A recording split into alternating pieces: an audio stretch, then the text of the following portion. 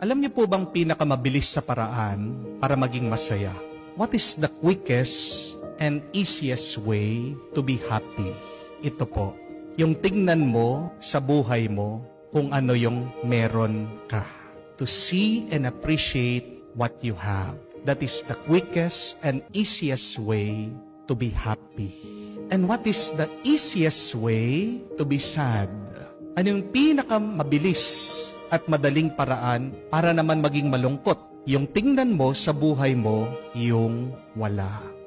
When you're trying to find what is missing in your life, you will be sad and miserable.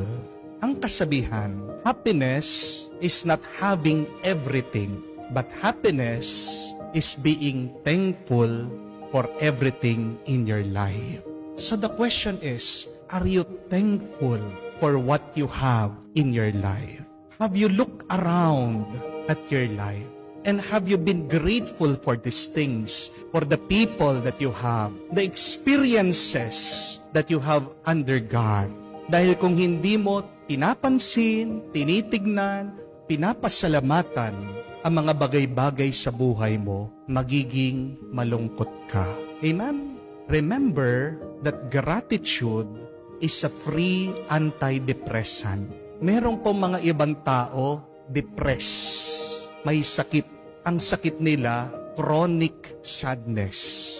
Palaging nalulungkot. At ano po ang binibigay ng doktor? May gamot silang pinapainom sa kanila.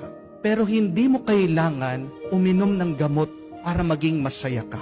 Napakasimple lang. Manatili ka, buksan mong iyong mata, buksan mong iyong tenga, buksan mong iyong puso, at tanungin mong iyong sarili, ano ba ang nandirito sa aking buhay? Sino ba ang nandirito sa aking buhay? Ano na ba ang aking nagawa sa buhay?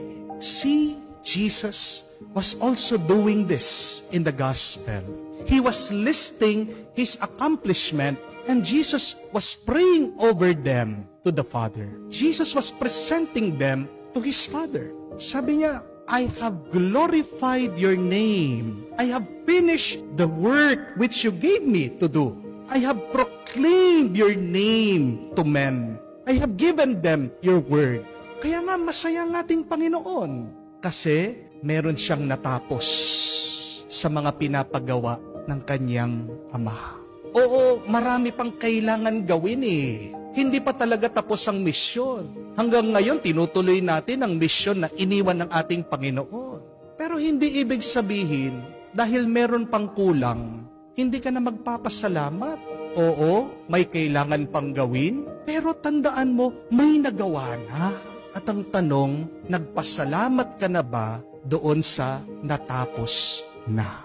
I want you to remember this, my dear friends, that you should not wait for everything to be perfect, for you to be grateful. But please, be grateful, and then everything will be perfect. Ang taong palaging nagpapasalamat, anong karanasan niya?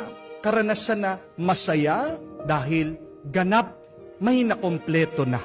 Ang problema sa atin, pag dumadaan tayo sa problema, nawawalan tayo ng pag-asa. Our problems make us hopeless. And what does hopelessness mean? Anong ibig sabihin ng walang pag-asa? You do not see any way forward. Di po ba?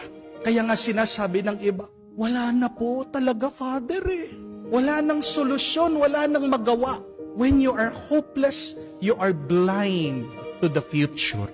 Bulag ka sa paparating. Bulag ka sa pwedeng gawin.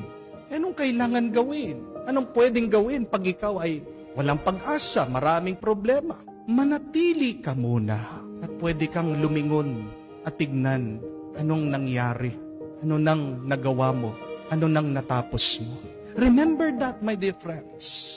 When you cannot see any way forward, just remain where you are and look back. Look back at what you have accomplished in your life. Because many times, we thought that we would not survive our problems. But look, here we are, still alive, surviving, breathing, and thriving. Maraming beses, kala natin, mamamatay na tayo sa mga problema. Maraming beses gusto natin sumuko, pero tingnan mo naman, hanggang ngayon, nandiyan ka, hanggang ngayon, buhay ka, hanggang ngayon, nagpapatuloy ka. Paano posible yon? Walang iba ang tumutulong kung hindi ang Diyos.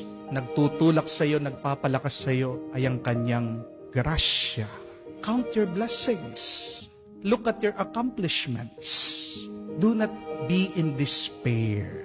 And thank God for those accomplishments. You will become happy.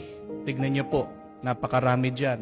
Yung magjojowa, yung mga in relationship, di ba? Palagi nag-aaway. Palagi sasabihin, break na tayo.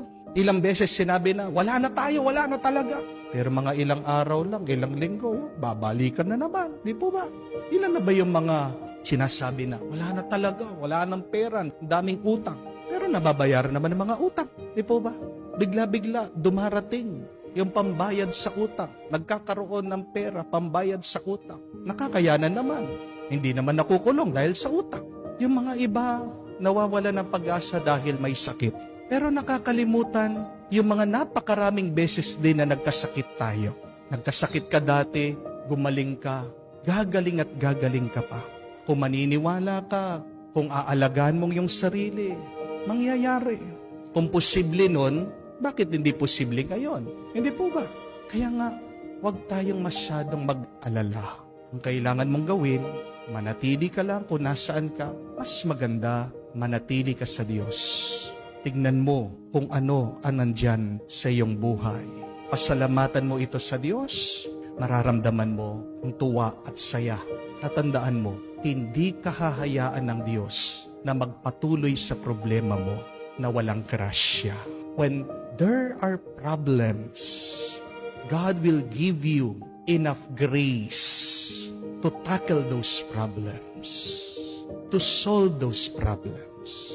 If you have solved problems in your life before, you can solve your problems still now through your perseverance and through God's grace.